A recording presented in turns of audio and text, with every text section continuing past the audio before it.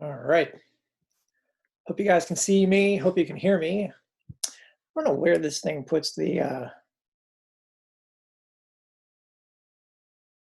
little video. I can't see my video and I can't see where my thing is to even select it. But that's okay. Hope you guys can see me.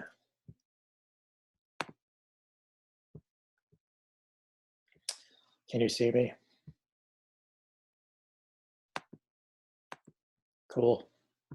Good. Anyway, let's see. Welcome to lecture number 2. How are you guys doing today? What's new? Yeah, you like my my background?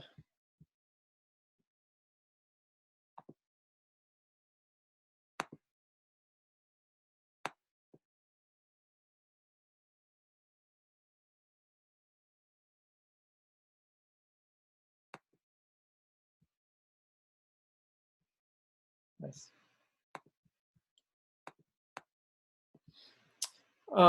So man, our first lecture was really great. Jen did a really good job. So I'm afraid mine's not going to be as good as hers was because I got the material that is like a little bit more, how do you say, square or linear or less theoretical, more like practical. It's like organizational type things. A little bit more tool use as opposed to like the bigger picture of why we're doing this class. But anyway, I wanted just to take a second here to encourage you to interact on the chat box. I can unmute you if you would like to talk. Just kind of let me know in the chat box if there's something you would like to say, and I can turn your mic on. I do want to make sure, for those of you who are here or watching this, good on you. I want to make just a real quick mention here that these lectures are so important because oftentimes it seems students, even though the directions are there, they do not understand the importance of following the directions, and they'll take a stab at doing it the way they think it's supposed to be done, but they don't necessarily follow every part of the directions. And so we would like you to get 100. And if you watch these lectures, you will know everything you need to do to get 100, because we're going to talk about the material. And the material is probably more important than anything else in my mind in the discussion boards or in the class, really. Just being able to identify 2 concepts from the reading is super important. And for some reason, there seems to be not a trend, but like there's always that statistically significant group that just don't point to the reading material. And these lectures are another way for you to get that material besides just doing the reading. The reading material will not take you all that long to do. So before we get too far into this, does anybody have any questions that you would like to ask before we begin?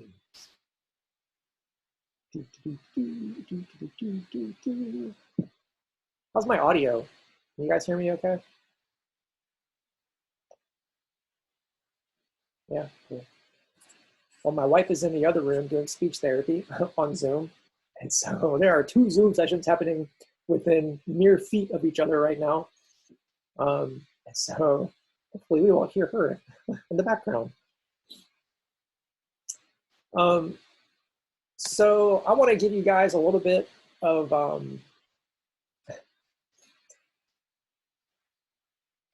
me.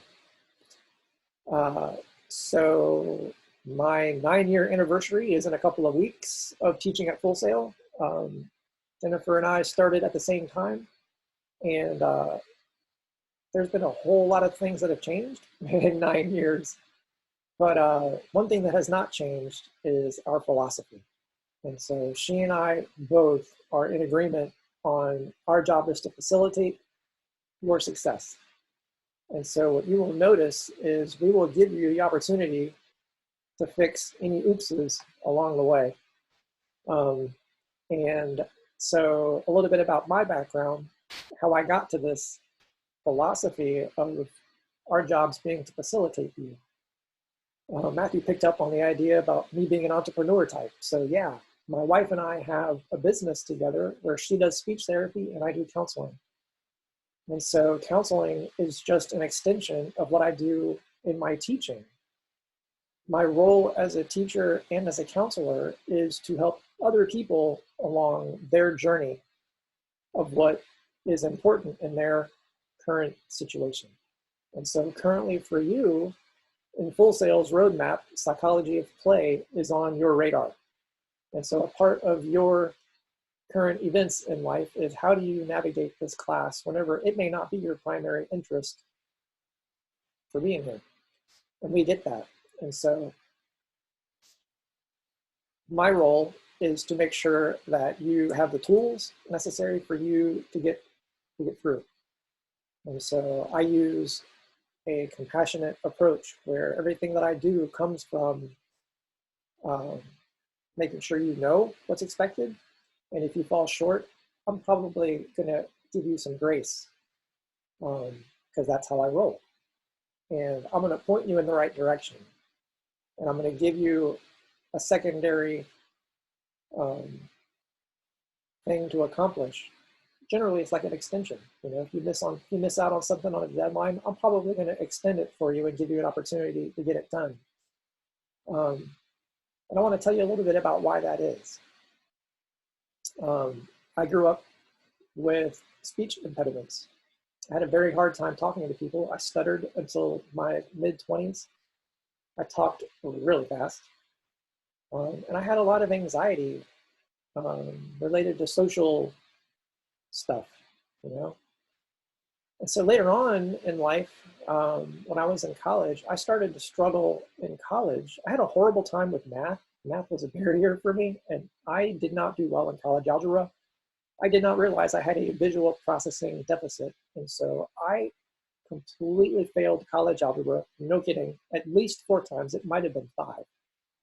On the last time I got tested for a learning disability and showed that I had a visual processing deficit. So that basically just meant I couldn't do algebra. And so they canceled out all those algebra Fs and said, you need to do something different with an algebra. But it was a state requirement that everybody have algebra. And so when I was presented with that barrier that everybody in the state was required by law to have algebra, I thought that that was it. You can't overcome the law. And so hard to do that. And so come to find out, if you tested for a learning disability and you were diagnosed with one, they would waive that requirement for you. And so that happened, even though it was against the law for me to, you know, not have to have algebra. There was an accommodation there in the law if you tested out of it for a learning disability. And so the story goes on because over a series of years, that failure thread that started became a way bigger piece of my story. And so I struggled in school as a secondary effect of that failure in algebra. So then I started failing other classes. And so then failure became a large theme in my life. And I would not talk to my instructors because I was embarrassed. And then I became afraid because I'd messed up so much. And so that became a theme. And so what ended up happening was it took me 8 years to get my 4-year degree. And by the time I was 6 years into it, I had been suspended from school twice for academic performance, poor academic performance. And so one of the things that I tell my students is I've probably failed more classes than a Full Sail degree has as possible classes to take. No kidding. And my classes were all a semester long, not a month long. And so I say that so that you know it is never too late for you to come to us for help. Because if I can go from failing as many classes as I failed to then becoming a straight A student for the last 3 semesters, in order to graduate with like a 2.01, you can do it too. Way better than a 2.01. And the kicker is, by going through that little win of getting my degree, I then, I sold cameras for 2 years. And in the process of that, I realized that I was helping some friends out with some like counseling type things, and I didn't even know that I was doing it. And I learned that I had kind of the process of help in my wiring for having overcome so many things. And so I ended up applying to a graduate school that would allow somebody to apply on a provisional basis. And so all I had to do was go through this probation period of 3 classes. And if I could get above a 3.0 in that probation time, then I could continue on. And I spent most of my time in college under probation. So that was not a scary thing for me at all to be on probation. And so I made straight A's throughout graduate school. And ironically, I had to take statistics, which you had to have algebra as a requirement for being able to start statistics. I was able to get into a statistics class, and I had the highest grade in the class. And so one of the things I want you to see through all of this, I overcame speech issues. I overcame my visual processing deficit disorder. I was a professional photographer for about 15 years. I helped pay for my graduate school by doing wedding photography and commercial photography as well. And so I then went on to marry a speech therapist, and now I talk for a living. And even though I struggled visually with my algebra stuff, I did professional photography, and I was pretty dadgum good at it. Still pretty good at it. And so now my role as a therapist is to help people become experts at the things that they feel most stigmatized by, or the things that we think are our biggest weaknesses can be the things that are our strengths. Because success is based on not being awesome. Success is based on where did I go wrong? What can I learn from that to overcome it, and then use that in a helping way for my future. And so everything that I do is designed to be very transparent with you and to point you in the right direction, not to make you perfect or not to set out this expectation that you're supposed to be that, because you're not. You're supposed to be doing this course as though it is about you, because as you unpack this course, what you're going to notice is that it is not so much about psychology or about play. It's not even about motivation. It's about you. And it's about all of the skills that are in you that you are going to be able to identify and develop so that you can use those in your career in the future. And a whole lot of those things are about who are you and where are you going? Why are you here? And why should people be interested in what it is you do? You're going to be developing your own philosophy about how to do your career. And so that is the why behind the course. And that's the why behind why. I want you to feel like you can come to us. Our job is to point you in the right direction and to give you a plan for how to finish. So if you have issues as we go week to week, you're going to want to reach out to us, and we want to encourage you to do that, because as you do, we're going to give you the plan for how to overcome little hiccups if you encounter any. And if you don't encounter any hiccups along the way, then you're awesome. And we'll just say that right here at the beginning, and you will not be the squeaky wheel. But squeaky wheels can be successful in this course just as much as anybody who gets it right the first time. All right, what do you think? How's that? That's kind of my spiel about me and how our philosophy is for this course.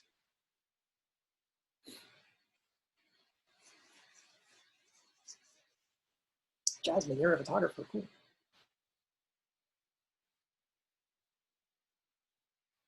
Matthew is intrigued, good. Things could be worse. Yes, they could. Nice. All right. So let's see what we got. What's your idea of play? What do you guys do for fun?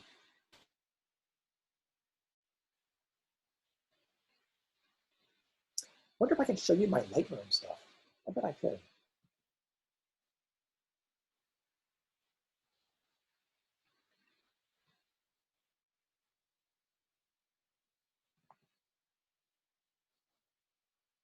Make music, socialize, video games, movies, more video games.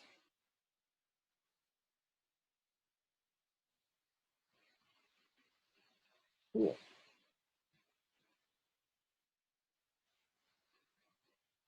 Mimosas. Nice. So can you guys see the my Lightroom program? Oh, it crashed. It totally crashed. Wow, I wonder if it crashed because of Zoom. That would be interesting. Let's see if it comes up again. See if I can crash it again.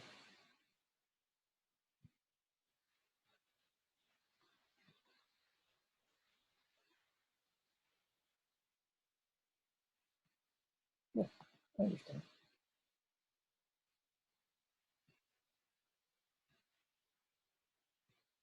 So this is my fun stuff. I do my own printing, and so I've been going through doing some printing lately. I just printed this one of my daughter, Elizabeth. This is kind of what I do. I do family photojournalism type stuff.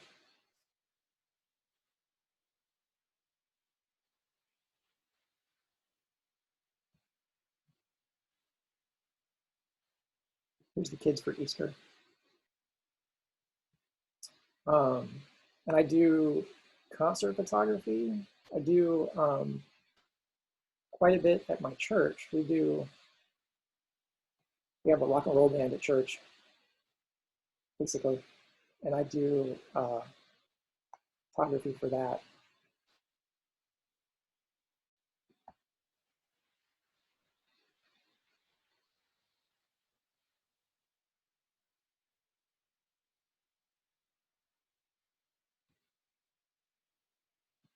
Zach Williams concert.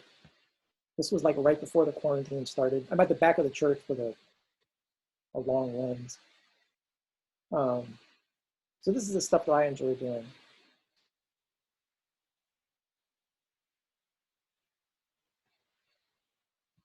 Rock and roll church.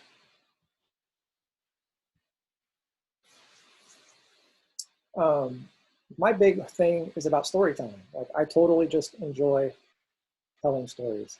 You know what? I'm going to turn my video off so that we don't have so much bandwidth.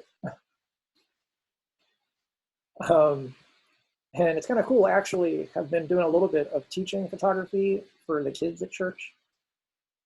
Where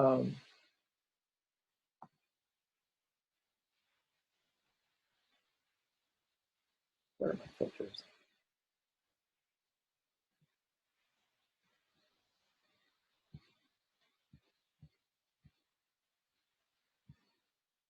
These are all the 5-star things.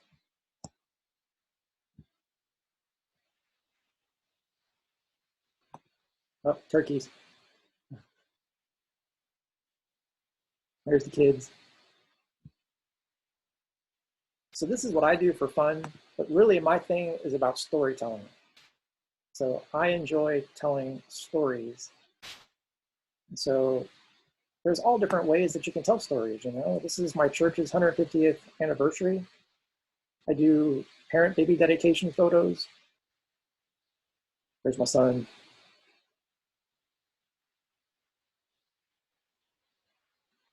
So basically, anytime I get the opportunity to volunteer for churchy type stuff, that's a way that I get to use my photography in a way that has value for other people. And so I just think that's awesome as an opportunity. Yeah. My family at Disney before the quarantine, we just bought annual passes. Boy, those are not getting much use right now. Star Wars. Oh, look, there's Chewie of the Millennium Falcon. And I was a photographer at Disney, at Epcot, actually, for 3 years. When I was failed out of college, I did 3 years of asking people to see if they wanted to stop and get a photo. And so I got told no thousands of times a day. And so I got over my social anxiety issues by being rejected all the time. And so now I don't have a fear of rejection anymore. And so photography is just running all throughout my life. And it's a really great thing. So anyway, we'll close out Lightroom if I don't crash the whole session with the bandwidth. But I wanted you guys to see, like, for me, this is what I do for fun. This is like, I would do this for free. In fact, I do it for free at church because I know they can't really pay for it. And if I were to charge them, like, it would not be a good balance. Like, I don't want to charge my hourly rate to my church because it's not ethically right. And so I get to do it because I enjoy it. So there you go.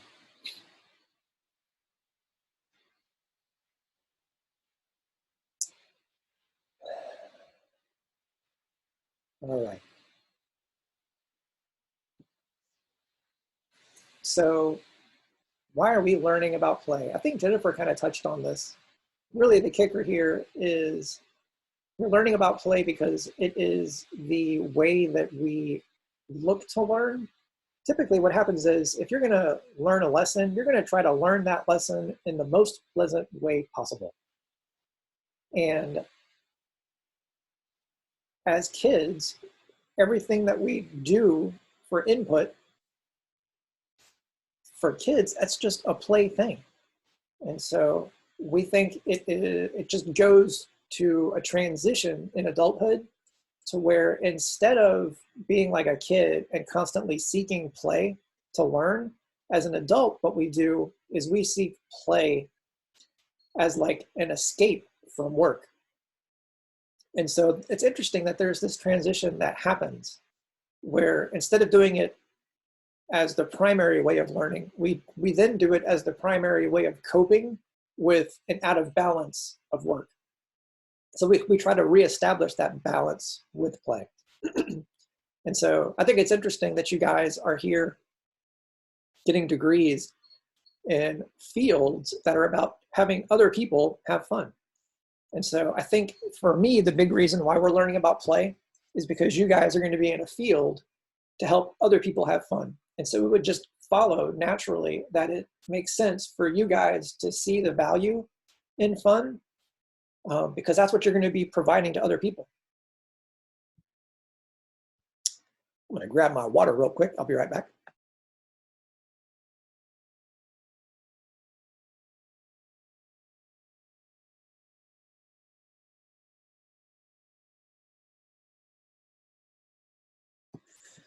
All right.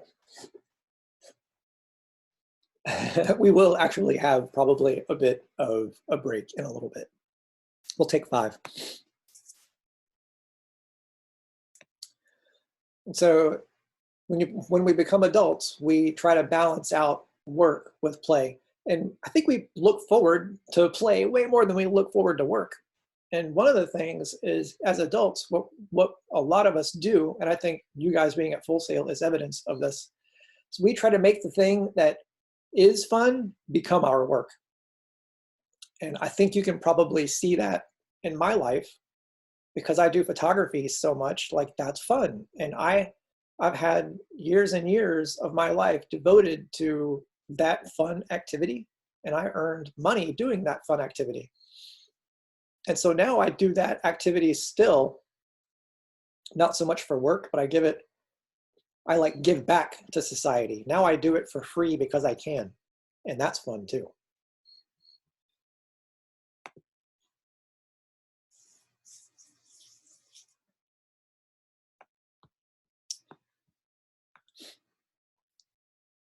So I think we all know people in our lives who are all work and no play.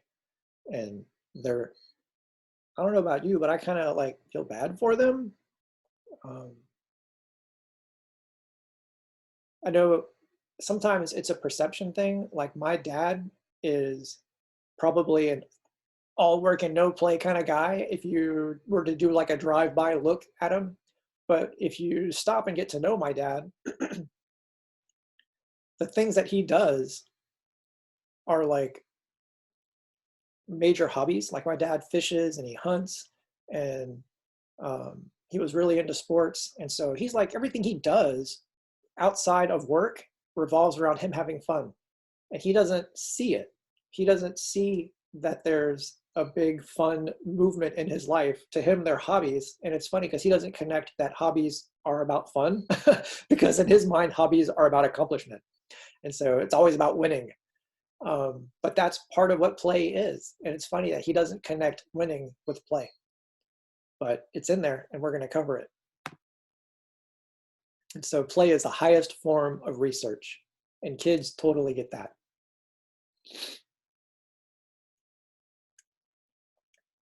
Play brings joy.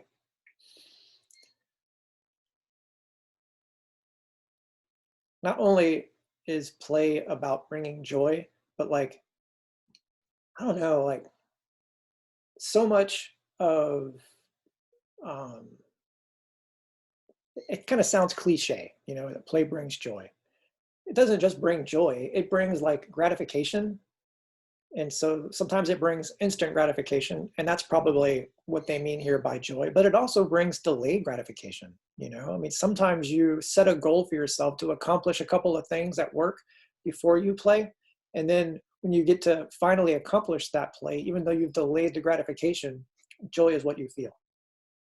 And so it brings joy. I would say it also brings gratification and validation. So we kind of went over some of the directions for the quests on Monday, but part of what I want to do is kind of flesh out the work, play, fit, push model.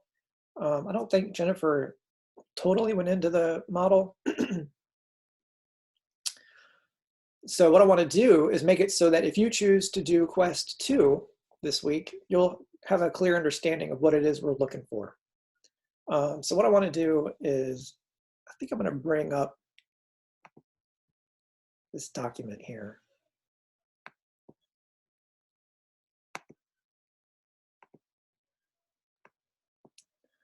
Let's go grab the template off of the platform.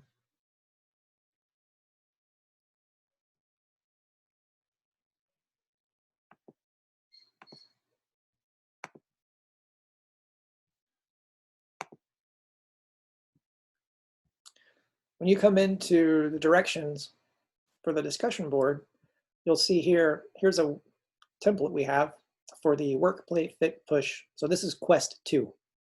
This is the document you'll need to do quest 2. And so here is the template. So we're going to hold on to this here for a second.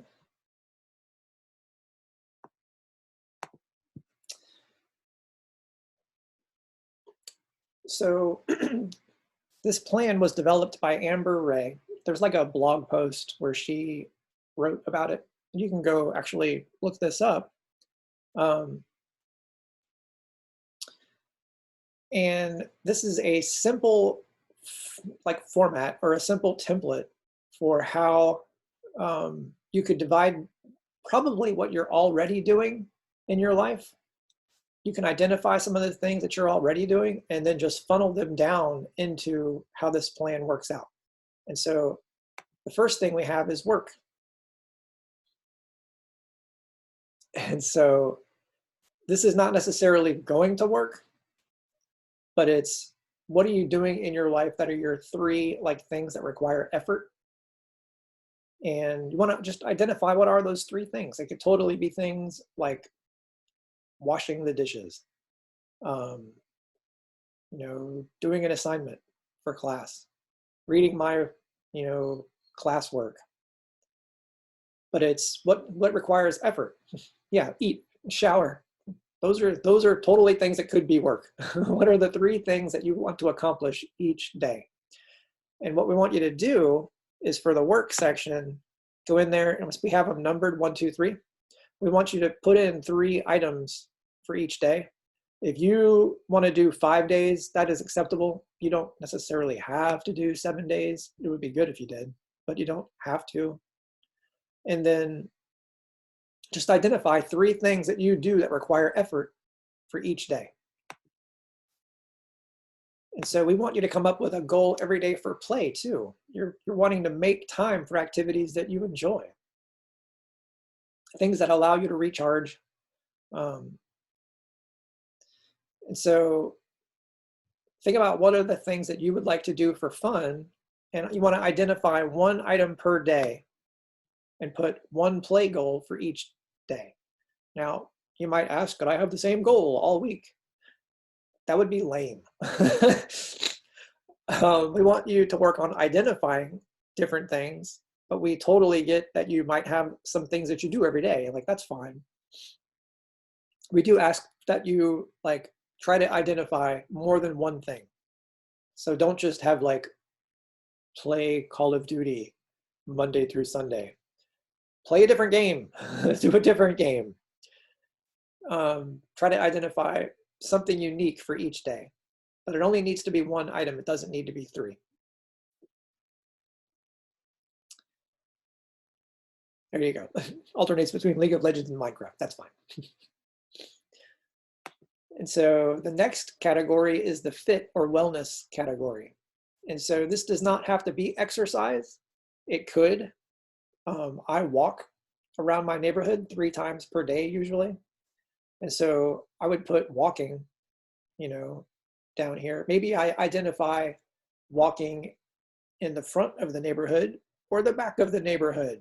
Even though I'm still putting down the same item, sometimes I break it up into different places where I walk. And so you can identify it that way in order to give yourself the variety.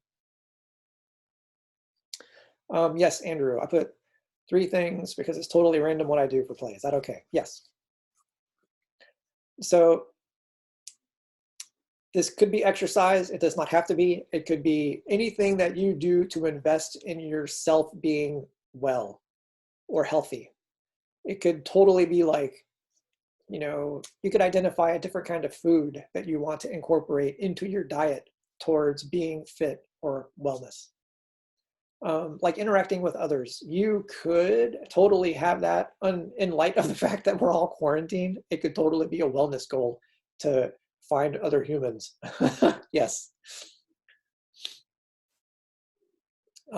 So fit goal is something that is personal investment in your wellness.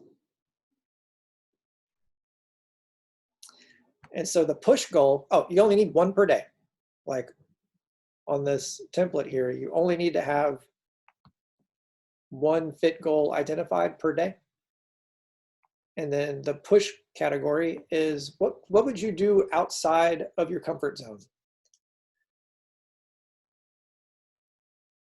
It's just a push goal. It's like getting yourself beyond what you would normally do. For me, ironically, I'm trying to read more and video game less. And so right now a push goal for me is doing more reading. I'm also trying to be more intentional about spending quality time with my kids because they're home and I have that opportunity to because I'm working from home too. And so normally I wouldn't be able to spend quality time with my kids during the day because they're at school. And so now I'm pushing myself to do that. And, just kind of in a transparency thing here, sometimes that's hard, So a push goal is just pushing yourself outside of your comfort zone. And what I want you to know about this whole plan here is we're not going to grade you on do we think your goals are good?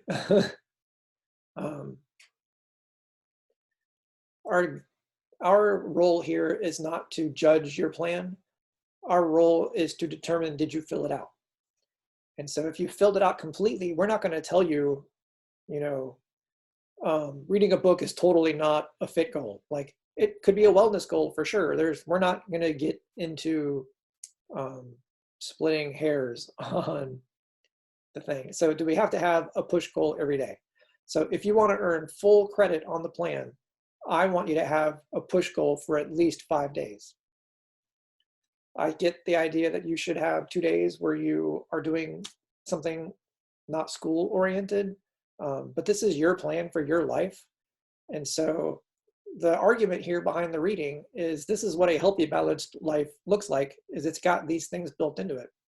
And so our objective is to teach you to identify things that you can do. And by choosing to not identify things, it just sets that like initial drive-by assumption that if I don't do things, that I'm going to be successful in this class. And we don't want to start that in week one. So I would say try to have at least 5. And that would be appropriate. How's that? So that's the weekly plan. And you can do this each week, or you can just do it once, or you can totally avoid it like the plague if it bothers you. But I'll tell you, I use this actually with my counseling clients. Typically what I have with my counseling for teenagers is a life that is, not quite organized, or has bad boundaries, or a lack of structure. And so I help build structure into a family's kid by having them complete the weekly plan. And so I have teenagers that can fill this thing out, and they can go do it, and it adds structure into their week, and they get improvement. And so this is like a quick and easy thing to do. It should take you like maybe 15 minutes.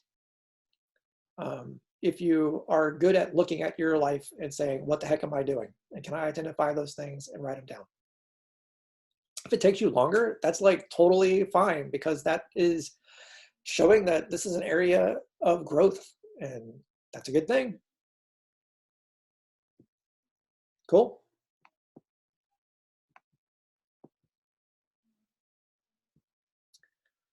So there we go. That's the weekly plan. And so the idea here is that we are building in balance, and we're doing that through a schedule. And like I said a minute ago, when I have families asking me to help with teenagers, typically older teenagers, what they're identifying is, there's a lack of structure here. And so when you build in scheduling and balance into your life, you're going to find that you are able to do so much more with so much less effort, because you're setting goals and you're accomplishing them. But it's the ability to identify them that makes it so that you are intentional about it.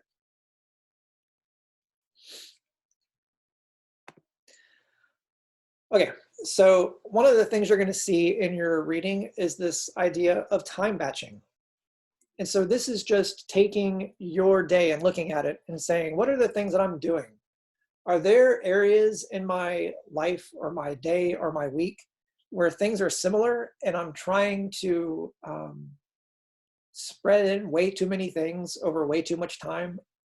If you could just chunk those things into batches of time, how much more could you get done? Like when I when I get ready to go to bed, I will do dishes and coffee at the same time, or in that same period of time. So it takes me, 15, 20 minutes to do all of the dishes, but it's only like 2 minutes to do the coffee. But if I don't do the coffee when I'm doing the dishes, I'm probably going to either forget the coffee or I'm gonna have to stop doing something else and come back and do it. And so if I just put those two things together, and so I block off 15 minutes at the end of the night, it's super quick to get the coffee done, because I'm batching it into the same time as dishes. And so think about like what's going on in your life. If you are doing this class, you're not going to spend all week doing this class. But if you can, you know, have a batch of time where you're doing the reading, identify that time in your day, call that time blocked out for reading, and what else can you do? Like, let's say the rest of your, you know, day is about doing things totally outside the scheme of schoolwork. Well, what else in your life would you like to do? Maybe you'd like to, let's just pretend you want to read a book. So maybe you do like a little bit of reading about class, and then you switch over to reading your book. And then you can go back and, you know, do more class reading. Jacob, keyword pretend. Let's pretend you're going to, you know, go back and review this archive. You could review this archive and then go play a video game, because you can batch that time for I'm on the screen. And so you're doing time batching based on like, what are areas of similarity in the things that I'm doing, and what can I do to put those things in a batch and do those things during this period of time. So that your life is not strung out between haphazard things. And sometimes when there is no structure in your day, it seems a little overwhelming. And so this is just trying to organize things by similarity and focusing on multiple tasks in a group of time. Yes, Seth, these recordings make great background. It's like Muzak. It's the Muzak of psychology.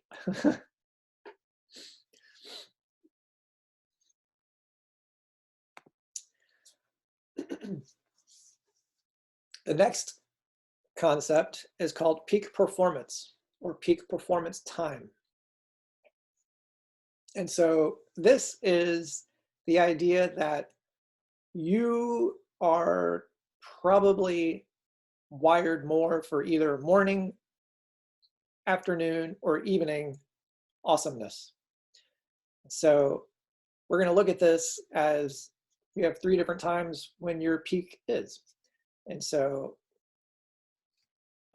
Ethan, you kind of got it. There's a thing here. There's 3 birds. And so if you are more likely to be an achiever first thing in the morning, if you're a morning person, that is a lark. So these are the people who are way more productive early in the morning.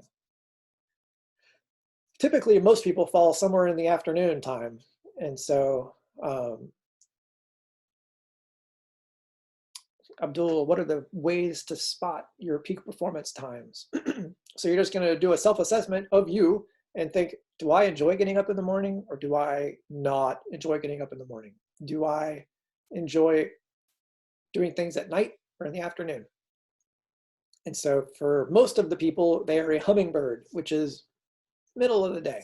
So this is because, you know, society has people going to school during the day, people go to work during the day.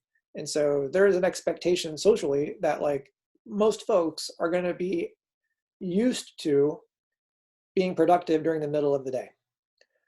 Typically college students fall into the night owl. And so Seth wants to be a dodo bird. For college students, there's a lot of college students who are night owls, because we're out doing things with our buddies in the evenings. And so I know when I was in college, I was definitely a night owl. I was most productive in the evenings. I would put everything off till the last minute, and that generally meant after dinner. And so I would be up till 3 in the morning working on schoolwork, because that was just when I became accustomed to doing it. And so there's 3 different types of birds associated with peak performance time. Lark is morning, hummingbird is afternoon, and night owl is nighttime. So I got a little video here to show you. Let's see if I can get this thing to work. I have set my Zoom session to be able to show you these videos without having to mess too much stuff up. Let's see if we can get this thing to work. Let me know if this video comes up on the screen for you. we first invented Spireflex technology for NASA to keep astronauts fit on the International Space Station. We decided to... Reverse, why don't you just give me $1,000 cash and we'll call this even? I suppose you have. You changed your tune. Or what?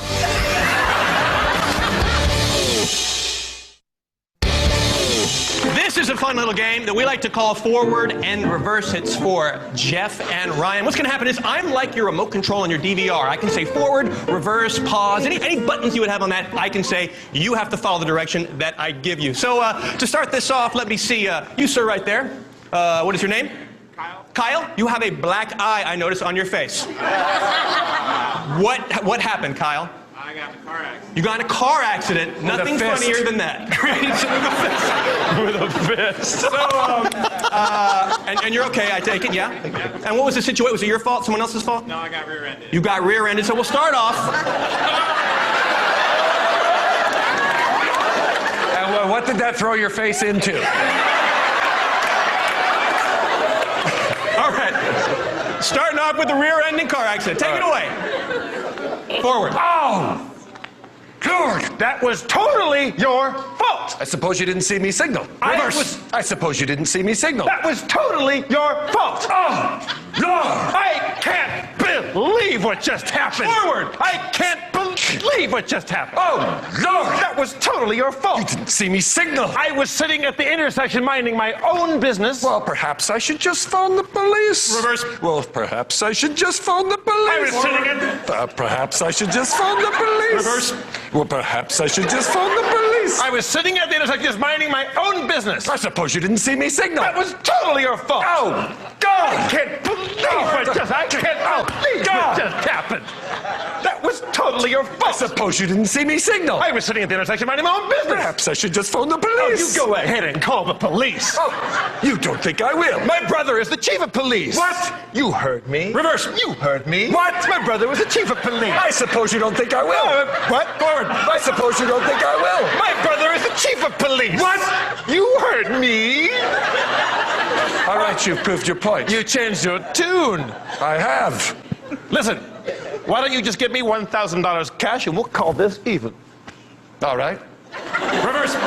All right. Listen, why don't you just give me $1,000 cash and we'll call this even? I suppose you have. You changed your tune. Or what? You don't think I will? I will. My brother's the chief of police. Suppose I just phone the police. Suppose I just phone the police. Oh, you go ahead and call the police. Oh, you don't think I My brother will? is the chief of police. Oh, that changes everything. You changed your tune. Why don't you give me $1,000 cash and we'll call this even? All right. That was easier than I thought. Oh my God.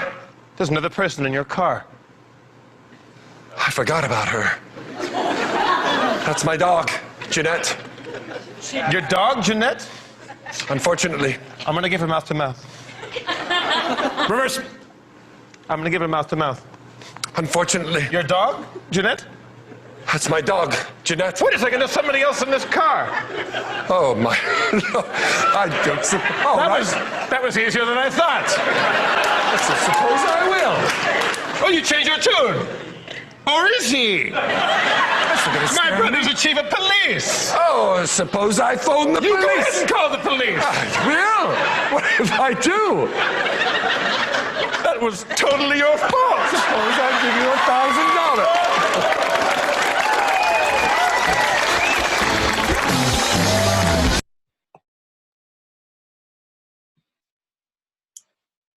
That might be one of my favorite videos ever.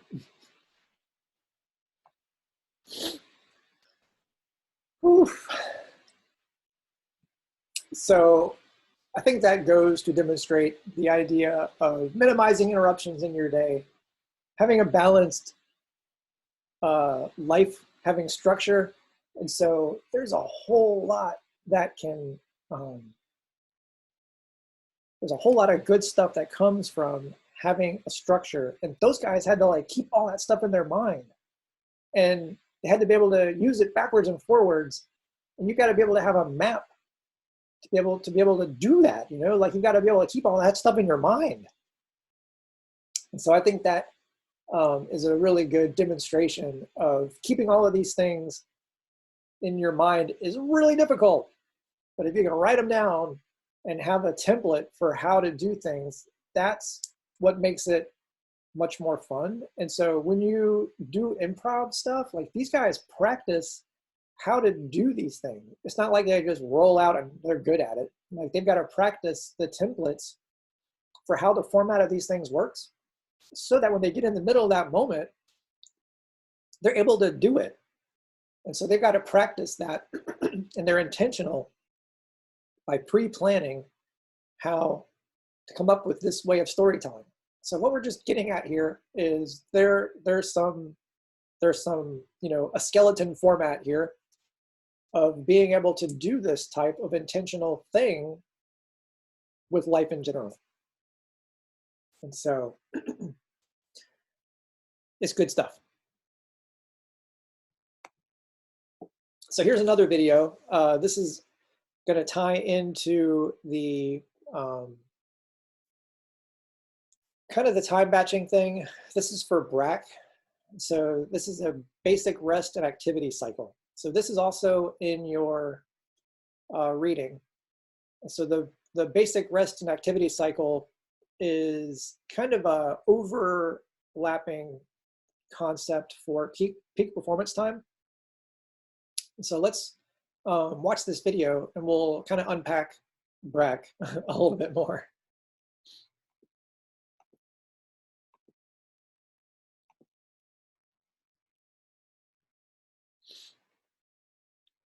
Gah! Is that what your back is saying right now? Roll away the pain on the chirp. Your internal clock regulates everything you do, which is why it's too bad that it needs to be rewound so much.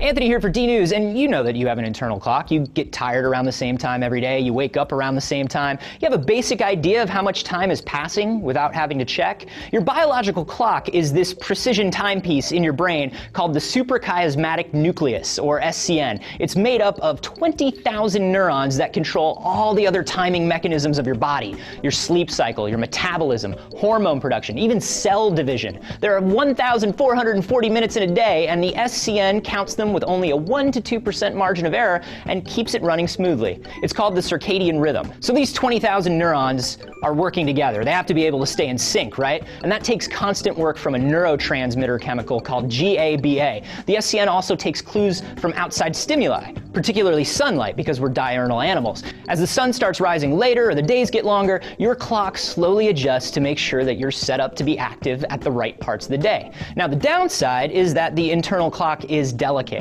It doesn't respond well to big changes in your routine or in nature. A sudden upset to your circadian rhythm can cause your hormone regulation to be out of sync, as well as your wake-sleep patterns and your times of peak productivity. That's why we're so affected by things like daylight savings time and jet lag. But subtler things can throw you off. And a long-term problem with your internal clock can cause serious health issues. For instance, a study conducted by Northwestern University showed that if your school or office doesn't get enough daylight, you will wind up getting about 45 minutes less sleep a night than people who work in a well-lit building, and the sleep is lower quality overall. And another study from Harvard showed that working just one night shift can impair your glucose tolerance, and in the long term that can lead to obesity and even type 2 diabetes. Some people have a biological clock that's off to begin with. Somewhere between 7 and 16% of children and teenagers have delayed sleep phase disorder. People with DSPD can't get to bed before 2 or 3 a.m. and nothing gets them up on time. It's different than insomnia because you can get to sleep and it's around the same time every night. It's a full sleep cycle. It's just shifted. It goes away for most people in adulthood, but it can continue, especially in people with ADHD, and research points toward them being genetically linked. A few treatments can be used to reset your internal clock. Phototherapy involves either actively staying out in the sun longer in the early hours of the day or getting a special light that can replace it. Avoiding bright screens or electronics at night can help your clock know when it's time to wind down. Doctors can also help, obviously, with sleep medication. I had crazy DSPD when I was a kid, and I still fight with it a lot now. How about you? How's your internal clock running, internet? Let me know, and subscribe for more D-News.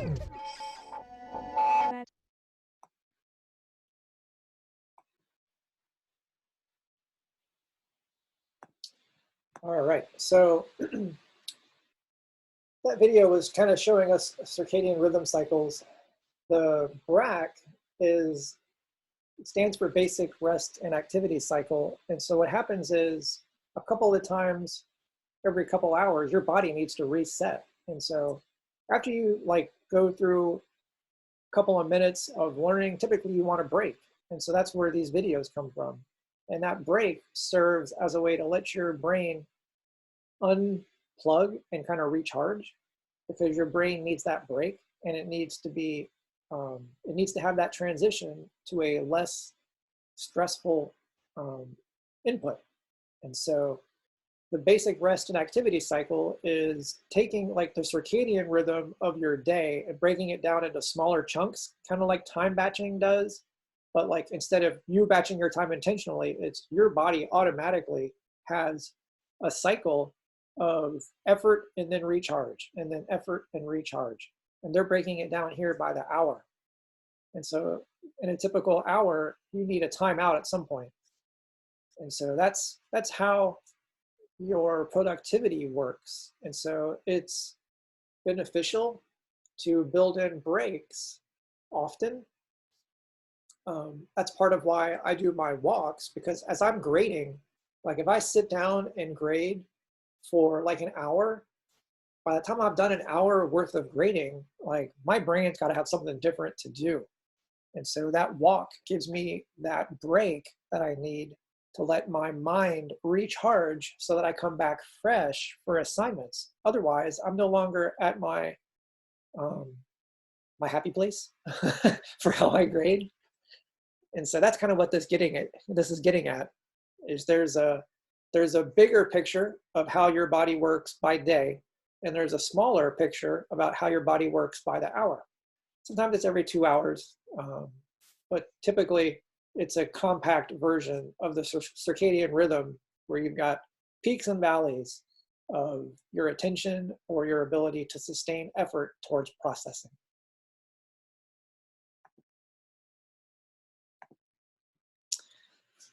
Who here is good at multitasking?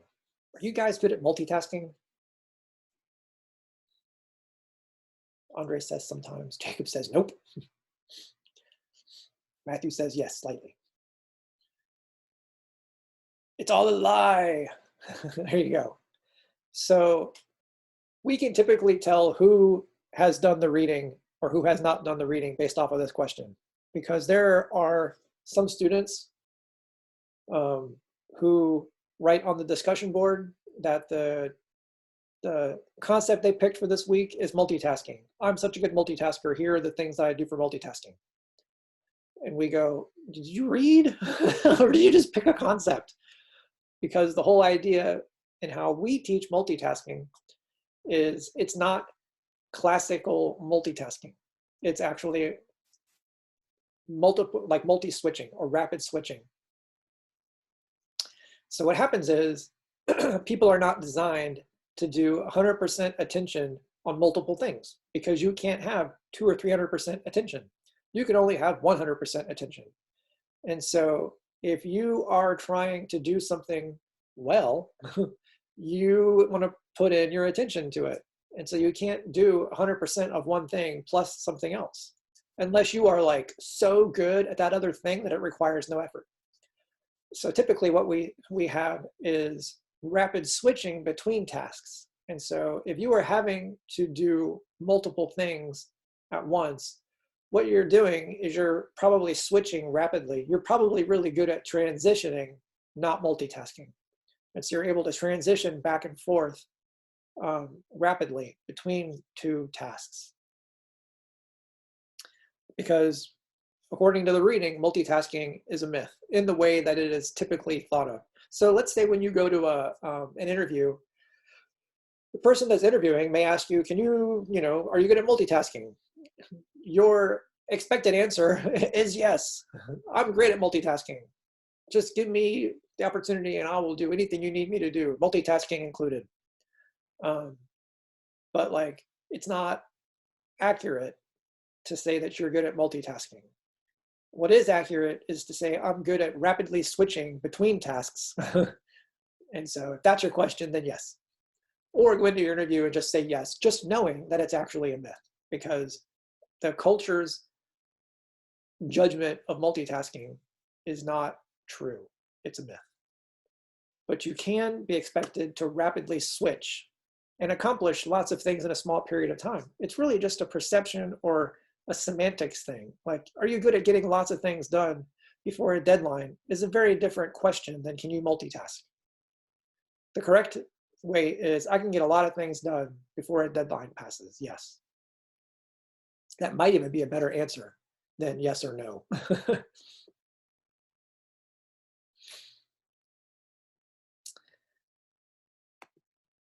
And so here's our final thing here. One of your quests is to create a play space, or to, like, do your creative space, reorganize it, take a before and after photo of your creative space. And so the idea here is that there's a whole lot to be said for, like, in how you view yourself as being a lark or hummingbird or a night owl. It's just, what are you conditioned for in your day? Yes, Alexander, I will get to your question about the initial post in Quest 2. How you are typically living your life is going to determine if you fall into a lark or a hummingbird or a night owl. This is very much based on the environment you surround yourself with. If you have a job where you're expected to be somewhere, during the main part of the day, you're probably going to be a hummingbird, because that's what your life is revolving around schedule-wise. If you, have an early job, you may be a super morning person. You may have your most creative part of your day, or the most work-oriented time of your day, really early. And so this is because your life is organized around this. Your creative space is the same idea. What you surround yourself with is very much going to contribute to your environment and how you process stuff. And so if you surround yourself with things that are inspiring for you, or that contribute to a good feeling, that's a way better environment than places that are not like that.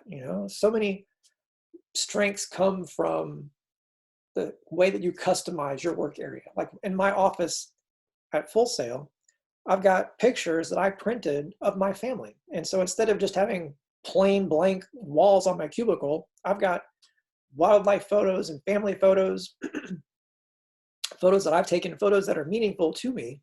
And those are what my creative space is about. And so when I'm not looking at my screen, I'm looking at things that are inspiring to me. And so what happens is my life has way more cohesion, because when I look up, what I'm surrounded with matters to me, and it is affirming to me, and it's inspiring to me. And so kind of here in the slide, we've got the Pixar, guys in their offices. And so they've got a whole lot of demonstration here of what a creative workspace is like. And so all of their people are encouraged to build a play or creative environment so that it is inspiring to them. And so there's an ownership thing that we're getting at here, and there is a creativity thing here, and there's also, like, this is like nourishment. It's nourishing for you to be able to look up and see the stuff that you are surrounding yourself with matches what you want to surround yourself with. And if you have the ability to do that right now, do that now, because as you go forward, it's really good to be able to have that mentality, so that as you see people trying to either take that away from you, like, you're going to defend that, or you're going to look for places who value creativity being connected in your workspace as a strength. Okay. Alexander has a question, and I'm going to repeat it, even though it was sent to me, just me. It's a great question for the class, and I'm going to read it. When filling out the calendar, do you want 3 things in each box, like play and push as well, or just 3 things each for work? Also, you want 3 different things for work each day, or for a total of 21 goals for the week, right? So, good question. I got rid of it.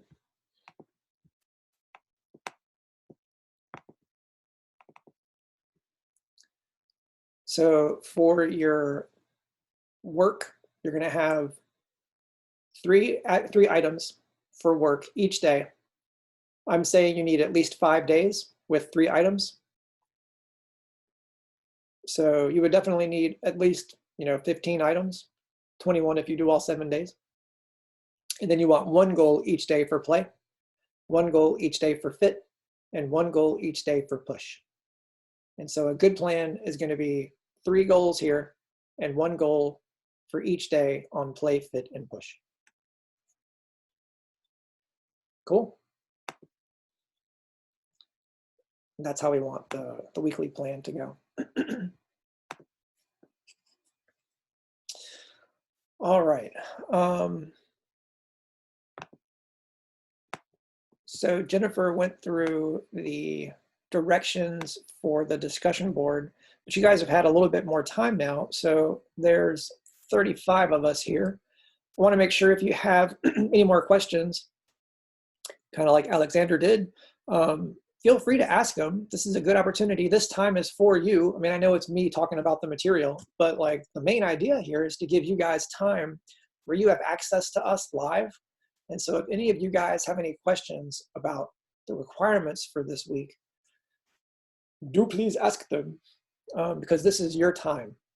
And I have finished the concepts for the lecture. And so I just want to be here for you guys for a few minutes to make sure that you don't have any questions burning up your mind about what's happening. Yesterday, the call to play was due. For those who didn't turn it in yet, we've given out an automatic extension for those. Trevor, mine's already there if you want to look at it. Let's go look at the discussion board.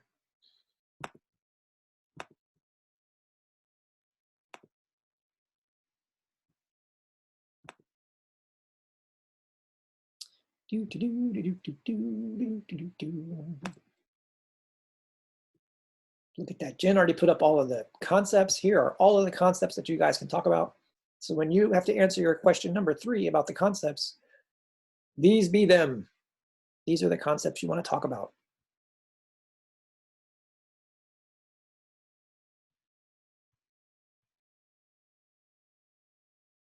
See lots of nice, good paragraphs.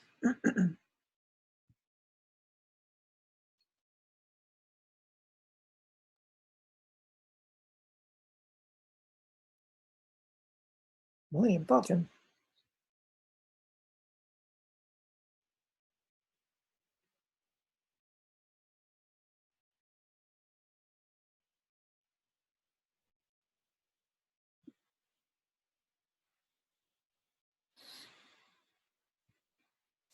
So a lot of you guys are doing a good job. Remember, we're looking for 3 good paragraphs. Like here's Alex. It's good. Underlining is good. That tells us where the concepts are. Alex dropped his weekly plan right in. That's good. Past, present, and future play.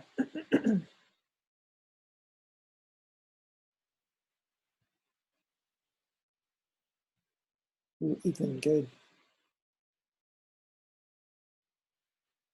Before and after, weekly plan, good. Totally filled out weekly plan. Ooh, Andrew, bold terms, I like it. 2 quest files, very good. Trevor, ooh, questions and answers, very nice. Underlined, very good. A video, nice for creative presentation, or for the creative file. 2 quests. Juliana, very nice. See 1 quest deliverable file. There could be 2 here, but I don't know yet. Before after. Nice. Very cool. That's a great plan. Good writing.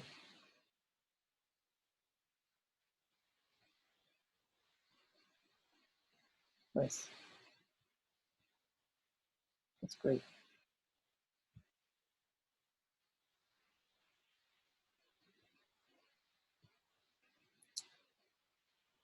These are looking great. So this is a good, so Trevor wanted me to mess with his. This is good. We have question and answer. There's a full paragraph here. Question and answer, full paragraph, underlined concepts. And I'm assuming that they are defined and applied in there too. And then question, last question was answered. Here's a video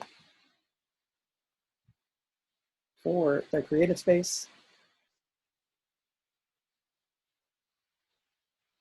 Very good, very good.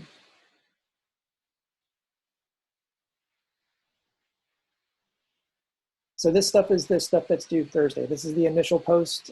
Your response posts are due on Sunday. So we're still early here. Awesome. That right there is a full weekly plan. That's great.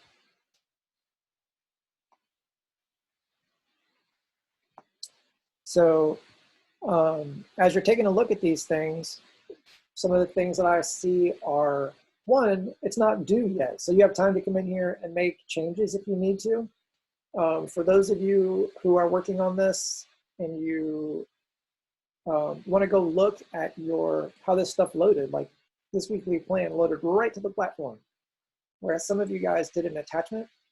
And so it's okay that you did an attachment, but you want to go check it. Sometimes we get a blank weekly plan file because you might have saved it as a different copy. Like sometimes you'll upload the blank template and you'll save it under a different name, or you'll save it like, copy one, but you'll just go put in the wrong one. And so it loaded and you think you're good. So you want to make sure that it's actually there and filled out.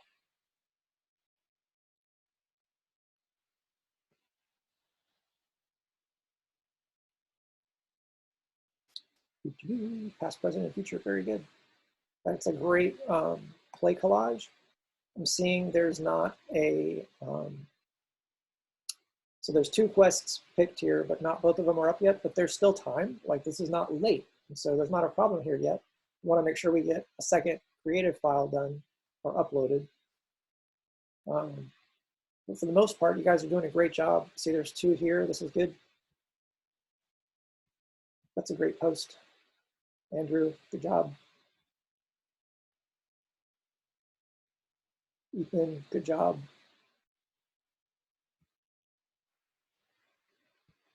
Alex, let's see.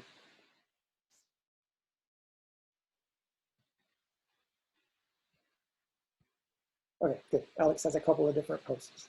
So there's the answers to the questions, and then answer a question 4. Good. That's good.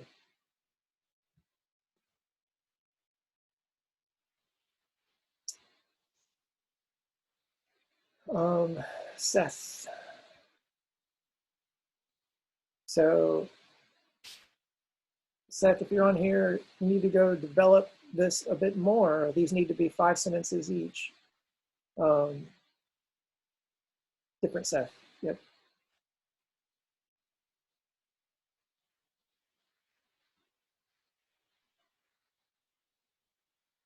Carmen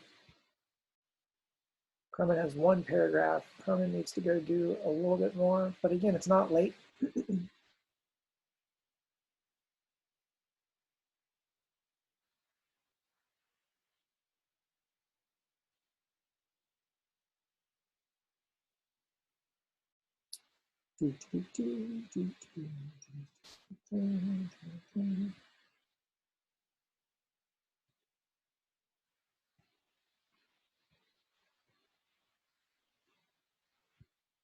Things are looking very good overall, guys. It looks like things are good.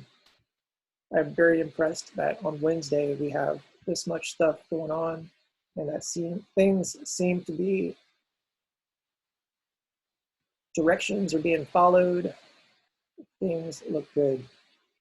Cool. All right. You guys have any questions? Feel free to ask. If you are ready to go, it's 3:17. I know it's not the full 2 hours, but we don't need to go a whole 2 hours to unpack the whole thing here. I do want to make sure that you know that we are available if you guys want to reach out and ask us questions. We are available, all week. Be sure to get your initial post finished up by Thursday. I will say this: if you miss the initial post deadline tomorrow night, at any point during the month, you are able to make up that missed deadline. The way that you do that is to write 3 responses instead of 2. So if you miss the Thursday deadline, you can write an extra response post and not have any kind of late penalty. So we will just know that if you write 3 response posts, you missed the Thursday deadline, you will still have the opportunity to get 100%. You can do that at any time during the month if you miss a Thursday deadline. It's actually in the directions, but typically you guys will ask that.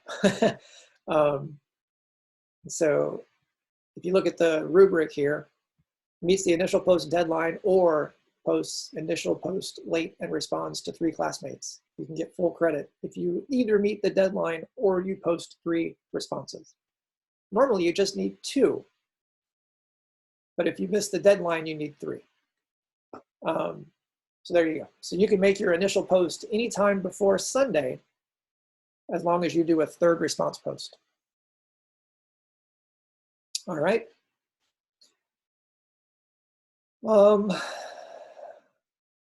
Yeah, look out for announcements. If you guys are not seeing announcements, you want to look at how you are looking at the platform.